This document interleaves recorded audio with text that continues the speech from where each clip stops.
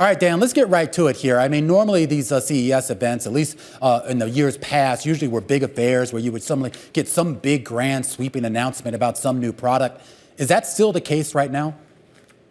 Look, I think this is probably the biggest CES conference in 25 years because AI, the revolution's hit. It's going mainstream across enterprise and consumer tech.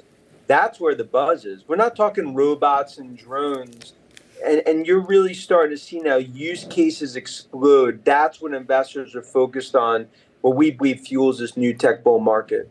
So give us a sense here as to how that works, because when we talk about, say, introducing hardware, I mean, obviously that's something everybody can see and feel, and it's a little bit more tangible to the unwashed masses. But for something like AI, which is sort of baked into other products, how does that get showcased? It's really software and chips that are front and center. I mean, they're the stars of this show, not hardware. Because what's happening now is that NVIDIA, the godfather of AI, Jensen, as well as Microsoft, they've laid the groundwork. But now it's about the use cases on the consumer side, on enterprise, marketing, healthcare, financials.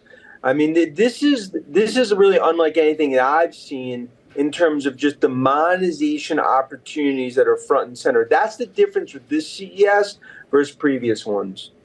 Okay, so Dan, you're in Las Vegas, you're at CES, and I want to switch gears here because we have to talk about Apple, because what a first week of 2024. Apple had 2 downgrades, and those are pretty rare to see at Apple. And if you basically distill those 2 downgrades together, a lot of that is centered on the iPhone, about demand coming out of China. I know that you are a big Apple bull. How would you push back on what we saw last week? I'd say it's like watching Groundhog Day, the movie from a year ago, right? Because look, I just focus on, if I'm not seeing cuts in the supply chain from our Asia checks, I believe it was a holiday quarter that was pretty much in line to actually slightly above for Apple. But it's all about the install base opportunity. 250 million are an upgrade opportunity. They still are holding their own in terms of China.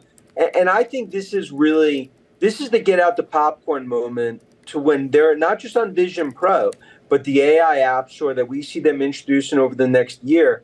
I think a year from now, this is a $4 trillion market cap, but the haters are going to hate in Apple like they always will. All right, well, the haters are hating. And I see in your notes that Apple, it's still your top tech pick. Who's number 2?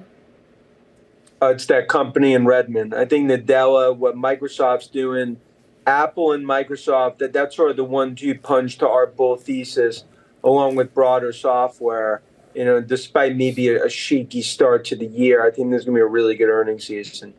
I do want to go back to Apple for 1 second, Dan. We'd be remiss in not pointing out that today is actually the anniversary of when Steve Jobs walked across that stage back in Macworld, I should say, back in 2007 here, and unveiled that iPod phone, of course, which we know now has basically become probably one of the most dominant computing devices ever built here. And I'm wondering if maybe you could just kind of reflect on where Apple goes next. I mean, that was a monumental pivot for the company, and we should point out they made a lot of announcements that day. It was not only the iPhone, but they introduced Apple TV. They changed their name to Apple Inc. They had huge software rollouts that basically became the core foundation of a lot of the services revenue that they have today here. And everybody still looks at Tim Cook and they say, what's next? What can you do to even one-up that? Yeah, and I think, Roman, if you look on the Mount Rushmore of CEOs, historical champion, you're going to have Cook and Jobs. And now you have an install base of over 2 billion iOS devices, 1.2 iPhones.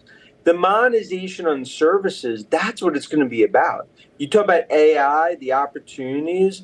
I mean, this is 100 billion annually of revenue. I think it's worth 1.5, 1.6 trillion.